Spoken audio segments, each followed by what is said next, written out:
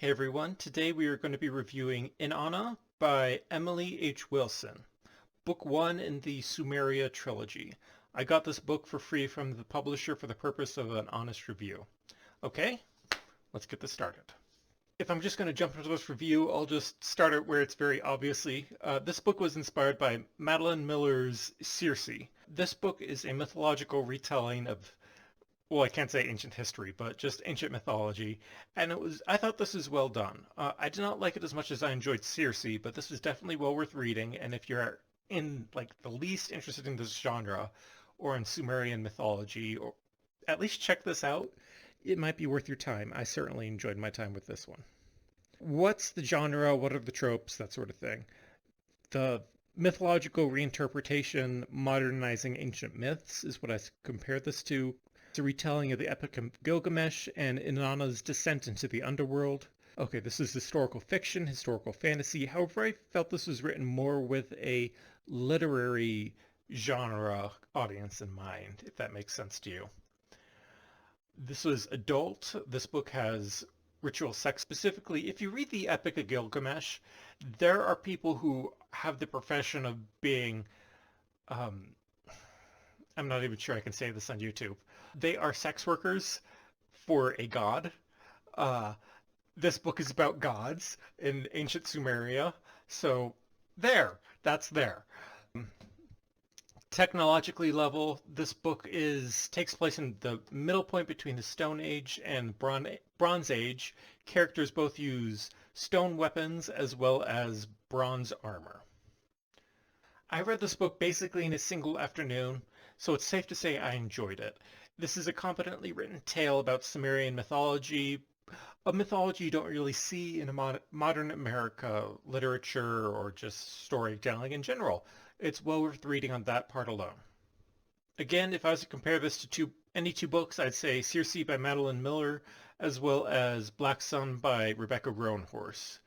If I was to describe this book's concept, it would be combining the Epic of Gilgamesh with Inanna's descent into the underworld. I thought this concept was executed fairly well. I really liked the first half of the Epic of Gilgamesh plot arc, and I liked the second half of Inanna's descent into the underworld plot arc. Overall, I feel this book was well worth reading. I'd probably give it an average to above average rating if I was forced to put a number on it. It's average to above average. Let's get on to characters. Inanna is the main character of this book, obviously by the fact that it's her name on the cover.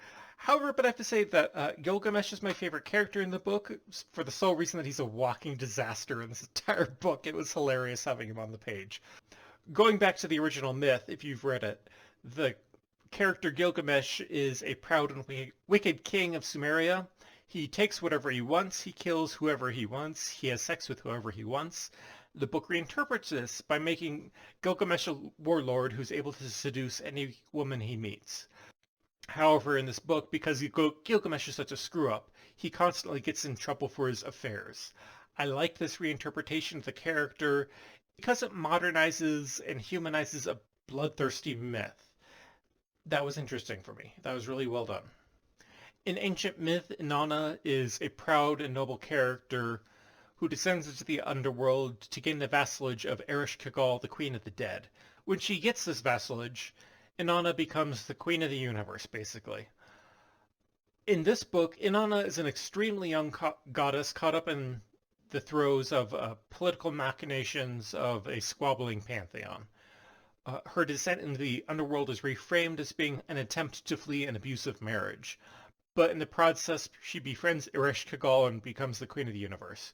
I thought that this plot was well done. I did not see it coming, this reinterpretation, the same way I did with Gilgamesh. It was really well done. I enjoyed it. Third character, the third protagonist, is Ninshubar, and I'm afraid I don't really know her original myth, so I can't really comment on it.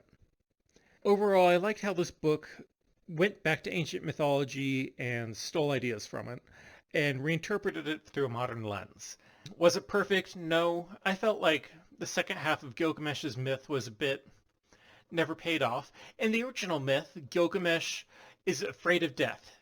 Gilgamesh's friend Enkidu dies, and after Enkidu dies, Gilgamesh is like, oh no, I can die too. I don't want to die. I want to go on a quest for immortality.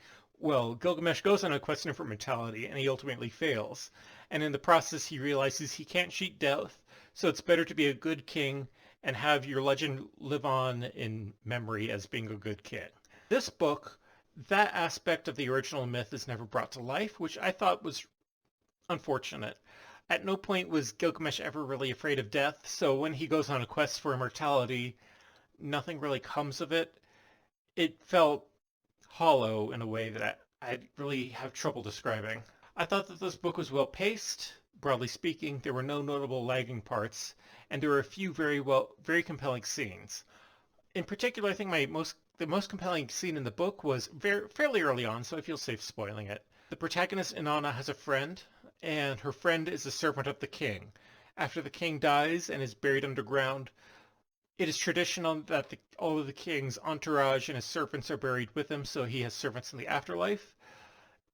In this scene, Inanna's forced to watch as her friend uh, descends into the afterlife with the king. I'll put it that way.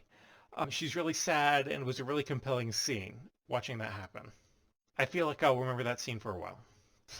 This has a Sumerian setting with the characters Gilgamesh and Inanna as protagonists. It retells their tale. I felt it was well done and broadly captured the setting well. This is a fairly original tale and well worth reading from that aspect alone. This is a good book. I suggest you read the associated myths first and then compare the two and see what you think. The Tale of Inanna and the Tale of Gilgamesh can probably be knocked out in 20 minutes. This book is 400 pages long. Just do it. Do yourself a favor and read it. Have a nice day.